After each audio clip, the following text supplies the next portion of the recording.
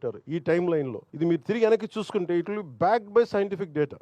So అది మన చరిత్ర. అది దీనిని ఒక్కొక్కళ్ళు కూర్చొని దీన్ని వెటకారాలు చేసేవాళ్ళు, కించపరిచేవాళ్ళు, ఇవన్నీ చూస్తుంటే నాకు నిజంగా చాలా ఇబ్బంది అనిపిస్తుంది.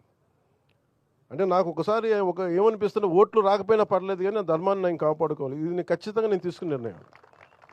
ఇలాంటి తీసుకున్న వ్యక్తులు చాలామంది, నేను ఒక్కనే కాదు, చాలామంది కోట్లాది మంది తీసుకున్నారు. వెటకారాలు చేసేవాళ్ళు ఎక్కువ. మీరు ఊహించండి, ఇంకే మతం చేసినా మళ్ళీ మన అన్ని జోకులు పడవు. హిందూ ధర్మాన్ని తిట్టేది ఎక్కువగా హిందూ ధర్మం మీద గౌరవం లేని హిందువులే. వెటకారాలు ఎక్కువ మనకి. అదే మీరు కూర్చోబెట్టి ఇంకే మతం గురించి మాట్లాడదామని మళ్ళీ భయం వచ్చి ఇంట్లోకి వచ్చి కొడతారని భయం, అంతే. లేదా ఓట్లు పోతాయని భయం. నేను వంశీ గారిని ఏం కోరుకున్నానంటే హైందవ సమాజానికి మీరు పరిరక్షించే దిశలో మీరు ప్రోగ్రామ్స్ ఉండాలని నేను కోరుకుంటాను. ఎందుకంటే మనకి మొండిగా మూర్ఖంగా నేను మాట్లాడమని నేను అడగట్లేదు డిబేట్స్, కానీ రేషనల్ తోటి, లాజిక్ తోటి, ఒక హేతువుతోటి ఈ ప్రోగ్రామ్స్ మీరు, ఇది చాలా అవసరం. ఇది మూర్ఖమైన భక్తి కూడా మంచిది కాదు. రేషనల్, ఒక లాజిక్ లేని, హేతువు లేని భక్తి కూడా మంచిది కాదు. హైందవ ధర్మం ప్రతిదానికి నిలబడదు, హేతువుకు నిలబడద్ది, పారిపోదు, మూర్ఖంగా చెప్పదు. ఇదే మన పర్మనెంట్ సొల్యూషన్ చెప్పదు. It is ever evolving religion. నిత్య నూతనంగా తనని ఆవిష్కరింపజేసుకునే ధర్మం సనాతన ధర్మం.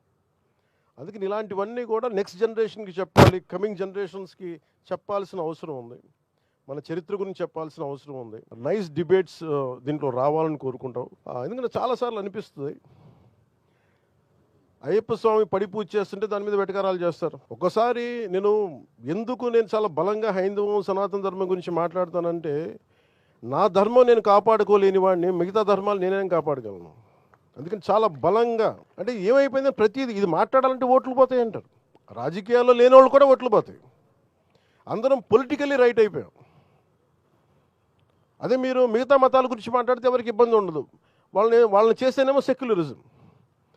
హైందవ ధర్మం గురించి మాట్లాడితేనే మతోన్మాది. ఇలాంటి పిచ్చి డిబేట్స్ ఎక్కువైపోయినాయి. ఇది కండిషన్.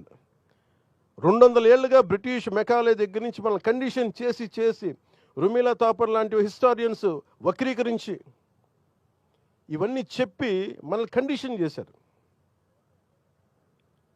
అలాగే మనకి కూర్చోబెట్టి ఉత్తర భారతానికి మనకి సంబంధం లేదన్నట్టుగా, దక్షిణాది వేరు ఉత్తరాది వేరు అని చెప్పి పిచ్చి ఐడియాలజీ కానీ, ఇవన్నీ మనం కౌంటర్ చేయాల్సి ఉంది. Arguments through rational arguments, through proper logical arguments తోటి, బలమైన సాక్ష్యాధారాలతోటి. చాలామంది ఎక్స్పర్ట్స్ ఉన్నారు. అలాంటి గొప్ప వ్యక్తులందరికీ మీరు ఒక ప్లాట్ఫామ్ కావాలి. అది మనకి ఆంధ్ర రాష్ట్రం చాలామంది ఉన్నారు.